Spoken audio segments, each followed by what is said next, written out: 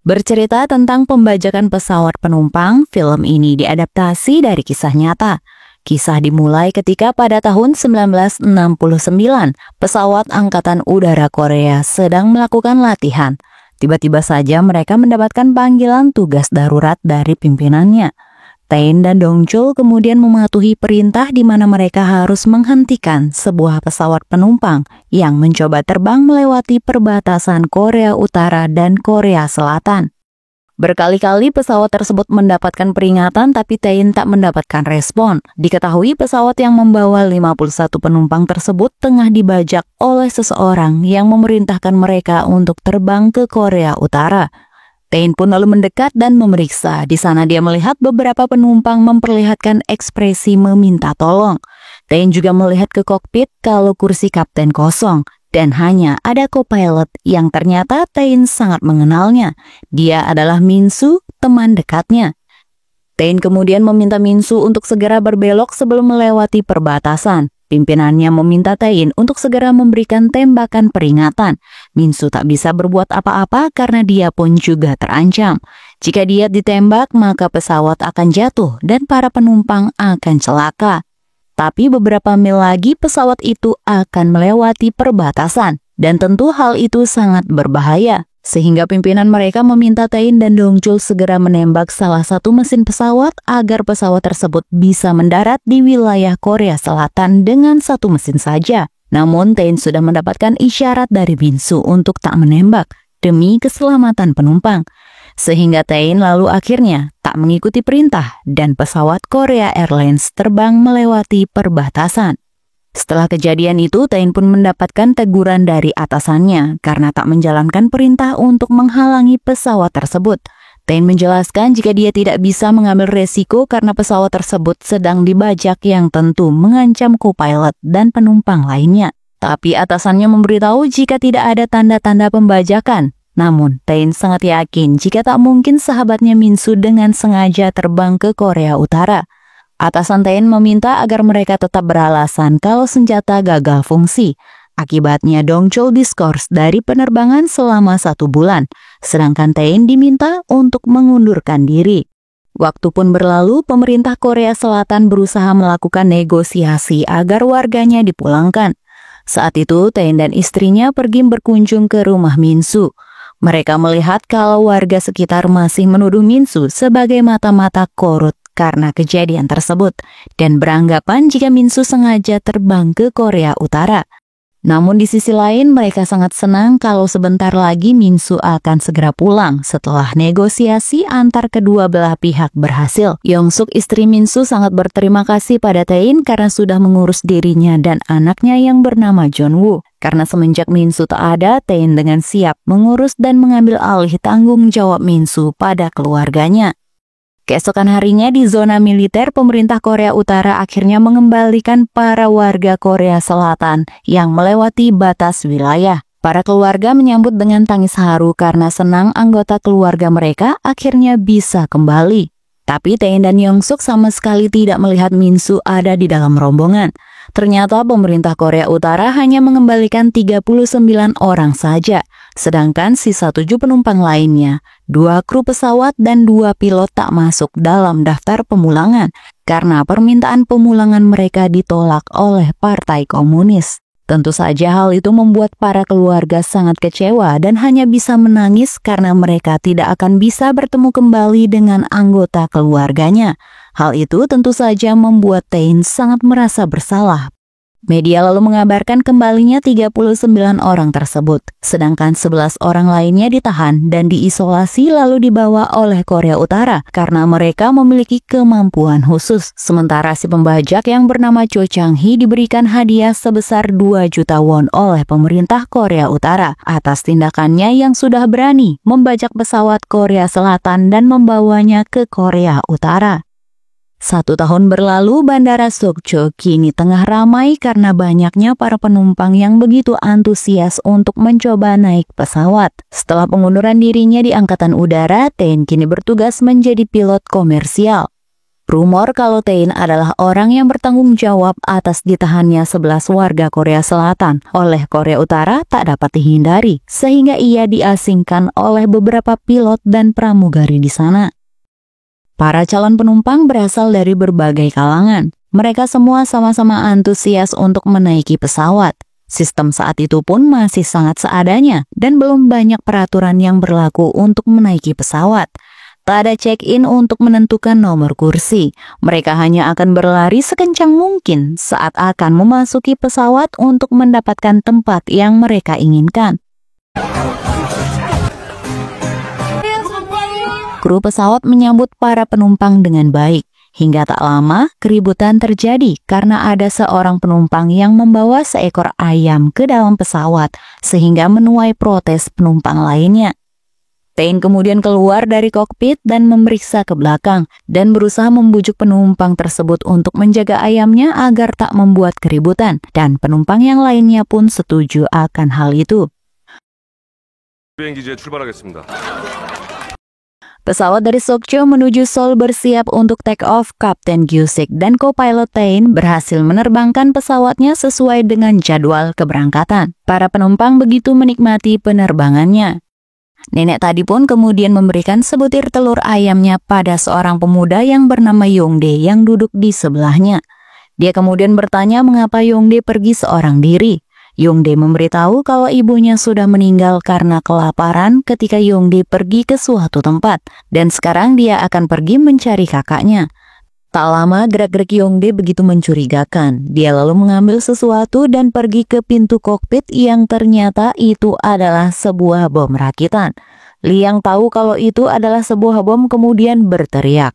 Namun sayang tak lama ledakan terjadi yang mengakibatkan mata Kapten Gyu-sik terluka dan beberapa penumpang lainnya pun terluka serta ada lubang pada badan pesawat. Tae-in kemudian berusaha untuk mengendalikan pesawat yang mulai tak terkendali di situasi yang darurat hingga akhirnya pesawat bisa terbang pada level yang stabil.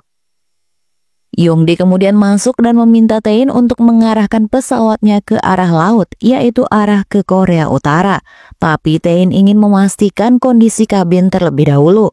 Setelah Kapten Gyu memberitahu alasannya, Yongdae kemudian membiarkan Tae-in keluar. Di sana, dia memeriksa keadaan para penumpang dan memberitahu Ok-sun kalau pesawat mereka sedang dibajak. Mereka kemudian berusaha untuk menutup lubang di pesawat dengan barang bawaan para penumpang. Ok-sun kemudian diminta untuk mengatasi keadaan penumpang karena Lee masih tak sadarkan diri akibat ledakan tadi. Ok-sun dan Tae-in pun bekerja sama mengobati para penumpang yang terluka karena bom tadi dengan P3K seadanya. Tak lama Yongdae keluar dan mengancam mereka. Dia meminta agar semuanya diam karena pesawat tersebut akan membawa mereka ke Korea Utara. Sementara di kokpit, Kapten Gyu-sik menggunakan kesempatan itu untuk menghubungi bantuan dan memberitahu jika pesawat mereka sedang dibajak. Tapi sayang tak lama Yongdae datang dan menghancurkannya. Dia tetap meminta agar Tae-in mengarahkan pesawatnya ke arah Korea Utara. Setelah kemauannya dituruti, Yongdae pun kemudian mengizinkan Ok-sun untuk mengobati luka Gyu-sik, yang ternyata Gyu-sik mengalami kebutaan pada satu matanya. Gyu-sik bertanya apa alasan Yongdae memaksa mereka pergi ke Korea Utara. Yongdae mengatakan jika kakaknya dibawa ke sana selama perang lalu hidup mewah. Dan saat itu dia sempat menonton berita tentang pembajakan pesawat sebelumnya, di mana si pelaku mendapatkan hadiah uang senilai 2 juta won karena membawa pesawat Korea Selatan ke utara. Melihat Yongdae yang masih di kokpit, beberapa penumpang memanfaatkan situasi itu untuk bekerja sama menyergap Yongdae dari belakang agar mereka tak dibawa ke Korea Utara. Beberapa penumpang memiliki profesi yang tak biasa. Ada seorang polisi, jaksa, hingga konglomerat. Tapi sayang tak lama Yongdae pergi ke kabin dan meminta mereka untuk tetap diam. Sementara itu, Tae-in meminta Ok-sun untuk menghancurkan semua identitas penumpang ketika akan melintasi perbatasan. Karena Tae-in merasa jika mereka tak bisa kembali, dan para penumpang akan tetap bisa selamat kembali ke selatan karena profesi mereka tak diketahui. Sedangkan di kabin, Yongdae tahu kalau si pramugara yang bernama Lee adalah ancaman. Yongdae pun meminta penumpang lainnya untuk mengikat Lee di sana. Tak lama ketegangan terjadi di mana pesawat mengalami turbulensi dan salah satu penumpang menyerang Yongdae, tapi penumpang lain tidak ada yang berani membantu dan penyergapan pun tak sesuai dengan rencana sebelumnya. Tae tak bisa berbuat apa-apa karena dia harus mengendalikan pesawat yang sedang mengalami turbulensi, sedangkan Lee juga tak bisa berbuat apa-apa karena dirinya terikat. Sampai akhirnya Yongdae pun mendapatkan pistol dan dia pun menodongkannya pada penumpang tersebut. Tak lama pesawat berhasil melewati turbulensi, Tae pun segera ke kabin untuk menolong penumpang tadi. Namun di sana Yongdae marah dan ingin menembaknya. Ketika Yongdae menodongkan pistolnya, nenek tadi pun memohon agar Yongdae tak menembak Tae. Yongdae pun mengabulkannya, tapi sayang dia malah melukai kaki penumpang tadi. Suasana pun menjadi sangat tegang karena para penumpang semakin takut dengan ulah Yongdae yang semakin nekat. Oksun lalu dengan segera ke kabin untuk mengobati luka penumpang tadi. Karena Yongdae masih fokus di kabin, Tae pun lalu merusak arah di mesin pesawat agar Yongdae tak sadar akan dibawa ke arah mana. Kyu-sik kemudian mengumumkan kalau mereka akan segera masuk ke utara dan meminta mereka untuk menghancurkan seluruh identitas mereka, terutama untuk para insinyur, tentara, dan polisi. Seorang jaksa kemudian menyerahkan identitasnya pada sang ibu yang tunawicara. Ibunya yang ingin melindungi anaknya pun dengan nekat menelan kartu identitas anaknya yang diketahui sebagai jaksa. Sedangkan Yongdae teringat kembali pada masa lalunya, di mana saat itu rumah mereka diperiksa oleh polisi karena mengira Yongdae menghubungi kakaknya yang ada di Korea Utara. Polisi itu dengan sengaja menjebaknya, dan hal itu pun membuat Yongdae dituduh sebagai mata-mata. Sampai akhirnya dia dibawa dan dipenjara. Sudah lama ia ditahan dan akhirnya dia pun bisa pulang ke rumah. Tapi dia melihat ibunya sudah meninggal kelaparan dengan tubuhnya yang hanya tinggal kerangka saja dan dipenuhi oleh belatung. Hal itu pun membuat Yongdae sangat terluka. Dia lalu mengkremasi sang ibu seorang diri dan bertekad untuk mencari kakaknya ke utara karena terlalu putus asa dengan hidup yang berat di Korea Selatan. Di sana Lee memanfaatkan situasi. Dia meminta tolong pada salah satu penumpang untuk melepaskan ikatannya dan dia akan mencoba menghentikan Yongdae agar mereka tak terbang ke utara. Walau sudah berusaha melepas talinya, upaya mereka ternyata tak berhasil karena Yongdae terlihat curiga dan melihat ke belakang. Oksun berusaha menghalanginya agar penumpang tersebut bisa kembali ke kursinya. Karena marah, Yongdae akhirnya menarik Oksun untuk tetap diam di depan. Tae yang tahu situasi di kabin tak baik-baik saja, dia pun menyalakan tombol darurat di mana bahan bakar pesawat mulai menipis dan Kyu-sik meminta untuk segera mendarat. Tapi Yongdae malah menghajarnya dan mengira mereka berbohong. Tae pun kemudian berbohong mengatakan kalau mereka sudah berada di perbatasan dan Tae mulai menurunkan pesawatnya. Dia pun bertanya pada Kyu-sik di ketinggian berapa mereka saat ini. Tapi sayang penglihatan Kyu-sik semakin parah. Karena penglihatannya yang memburuk, ia pun meminta Tae untuk mendarat seorang diri. Sementara itu Yongdae sadar kalau mereka masih berada di wilayah Korea Selatan, sehingga dia membuka bom rakitannya dan meminta seorang pelajar memegang katupnya. Jika katup itu terbuka, maka bom rakitannya juga akan meledak. Dia pun lalu mendorong si pelajar ke kokpit dan mengancam Tae kembali. Dia terus meminta Tae untuk tetap terbang ke utara. Jika tidak, maka pelajar tersebut akan tertembak dan bom pun akan meledak. Siswa itu pun memohon agar Tae menolongnya sehingga dia pun mau tak mau tetap menerbangkan pesawatnya. Dengan nekat, Yongdae kemudian menembak kaki Tae karena berbohong tadi, dan hal itu membuat Kyu-sik sangat kesal. Tapi Yongdae tak peduli, sedangkan Tae berusaha menahan rasa sakitnya. Di sana Yongdae pun menceritakan kepedihannya ketika berada di selatan. Dia selalu dicap komunis dan selalu diremehkan oleh orang-orang. Bahkan saat dirinya mendapatkan peringkat pertama, gurunya tetap merendahkannya dengan mencap Yongdae sebagai seorang komunis karena kakaknya yang dianggap sebagai pengkhianat dan hidup mewah di utara. Yongdae mengatakan jika di selatan dia menjadi pecundang, tapi di utara dia akan menjadi pahlawan. Tae-in berusaha untuk bernegosiasi dengan Yongdae, di mana dia meminta para penumpang lainnya agar tetap turun karena mereka memiliki keluarga yang menunggu mereka di selatan. Dan kalaupun nantinya mereka bisa kembali ke selatan, maka mereka pun akan dicap sebagai komunis, sama seperti Yongdae. Sedangkan dia dan kru lainnya akan tetap ikut ke utara seperti kemauan Yongdae. Yongdae belum sempat menjawab, tak lama pesawat tempur tentara Korea menghampiri mereka dan memberikan peringatan.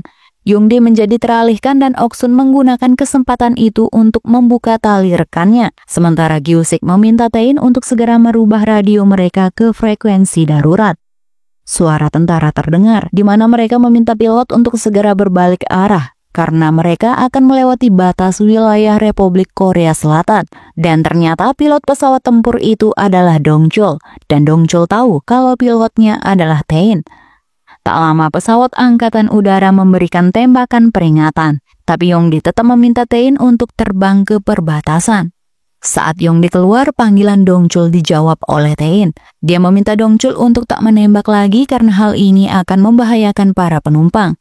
Dong-chul kemudian menjelaskan jika saat ini situasi sangatlah berbeda dari sebelumnya, karena mereka saat ini terlacak oleh pesawat militer utara, dan hal ini bisa menimbulkan perang. Mau tak mau pesawat tempur selatan harus menembak pesawat Tae-in agar mereka tak menuju utara, dan ketegangan di dalam pesawat tak terelakkan.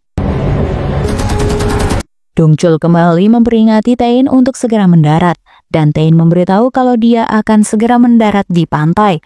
Tapi lagi-lagi Yongdae menghalanginya dan mengancam akan menembak Gyu-sik. Perbatasan semakin mendekat, keadaan semakin menegang karena pesawat militer utara juga tengah mendekat. Dong-chul dan rekannya pun terus mendapatkan perintah untuk menembak pesawat Tae-in dengan segera. Tak lama peringatan bahaya berbunyi, tapi Dong-chul berusaha menghalangi rekannya yang mencoba menembak. Dia memberitahu rekannya kalau pesawat itu berisikan para penumpang, dan dia mencoba memperingati Tae-in lagi agar segera berbalik ke selatan. Di momen ini Gyu-sik sudah pasrah. Dia memberitahu Tae-in kalau Tae-in sudah bekerja keras dan berusaha. Gyu-sik meminta agar Tae-in menjatuhkan pesawatnya ke daratan sebelum melintasi perbatasan. Tae-in pun kembali teringat dengan Min-soo saat itu. Dan kini dia pun merasakan apa yang dialami oleh Min-soo.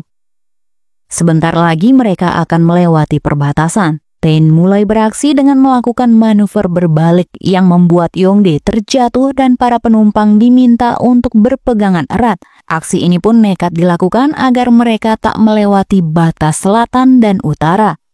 Ketika Yongdae terjatuh, pistol itu pun ikut terjatuh. Oksun saat itu lalu menggunakan kesempatannya untuk membuka ikatan Lee. Sedangkan Tae-in lalu meminta Gyu-sik untuk memegang kendali. Gyu-sik pun merasa tak yakin karena dia tak bisa melihat apa-apa. Namun Tae-in memintanya menarik tuas dalam 10 detik, sementara dia akan memeriksa keadaan di kabin. Dia pun kemudian menyerang Yongdae dan pistol itu dipegang oleh seorang penumpang. Gyu-sik kemudian memanggil Oksun dan memintanya untuk di sampingnya dan menjadi matanya. Mereka kini sedang berjuang melawan si pembajak yang ngotot minta terbang ke utara. Tak lama saat ingin melukai Tae-in lagi, suara tembakan terdengar. Lee berhasil melepaskan pelurunya menembak Yongdae, dan Yongdae kemudian mengeluarkan bom rakitannya. Tae-in pun lalu meminta agar Yongdae menghentikan semuanya. Dia berjanji akan merawat Yongdae dan meminta Yongdae untuk tetap hidup. Mereka semua harus tetap hidup untuk memastikan agar tak ada lagi yang teraniaya seperti Yongdae. Ketika Yongdae mencoba mendekati Tae-in, di sanalah Lee kembali menembaknya berkali-kali, hingga akhirnya membuat Yongdae tewas di tempat. Sementara bom tadi terjatuh dan dengan segera Tae-in menutup bom tersebut agar para penumpang selamat. Dan di sanalah terjadi ledakan. Sedangkan Tae-in terluka berat hingga dia harus kehilangan satu tangannya. Gyu-sik lalu memberitahu informasi kalau pembajak sudah tewas dan meminta prajurit angkatan udara memandu mereka ke pantai terdekat untuk mendarat. Di sana Tae-in masih berusaha untuk bangun agar tetap bisa mengendalikan pesawat dan pesawat bisa mendarat secara aman. Dengan segera Lee lalu menyuntikkan pereda nyeri padanya dan mencari pin untuk menutup katup bom rakitan tersebut hingga sekarang mereka pun aman dari bom tersebut. Dongchul berusaha memandu mereka dan memberitahu kalau sekarang mereka bisa mendarat. Tae lalu mengendalikan pesawatnya, tapi roda pendaratan tak berfungsi, sehingga mereka harus menarik manual tuasnya. Karena Oksun tak bisa melakukannya seorang diri, para penumpang lainnya pun bekerja sama untuk menarik tuasnya agar roda pendaratan bisa keluar dan berfungsi sehingga mereka bisa mendarat. Tae lalu memberi pengumuman pada para penumpang kalau mereka akan melakukan pendaratan darurat di pinggir pantai. Dia meminta maaf tak bisa mengantar penumpangnya ke tujuan mereka. Mendengar itu, para penumpang menangis mengingat keadaan tadi dan kondisi co-pilot mereka. Tak lama sebelum berhasil mendarat, bahan bakar pesawat ternyata habis, dan Tae sempat tak sadarkan diri. Dia teringat bagaimana penyesalannya saat tak bisa menyelamatkan rekannya Minsu dan yang lainnya. Tapi genggaman tangan istrinya membuatnya kembali terbangun dan kembali mengendalikan pesawatnya dengan mode melayang. Hingga pada akhirnya pesawat berhasil mendarat secara darurat di tepi pantai.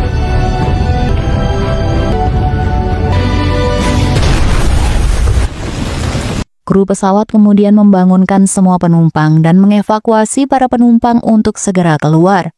Kyusik terus memanggil Tae yang kini terlihat lemah. Semua penumpang pun kemudian berhasil turun dipandu oleh Lee dan Oksun. Tae merasa lega karena semua berhasil diselamatkan. Tak lama, Oksun memberitahu ke kokpit kalau semua penumpang selamat dan di sana Tae sudah tak bernyawa. Kyusik hanya bisa mengatakan kalau Tae sudah melakukan yang terbaik dan berhasil melakukan pendaratan darurat. Kabar itu pun sampai pada Moon-young, istri Tae. Dia tak menyangka ternyata suaminya sudah tiada. Film yang diambil dari kisah nyata di mana pada tanggal 23 Januari 1971, pesawat Korea Selatan yang dibajak berhasil mendarat darurat. Seluruh penumpang yang berjumlah 58 orang dan kru selamat. Sementara 2 orang lainnya tewas, yaitu si pembajak dan co-pilot yang menjatuhkan dirinya ke bom.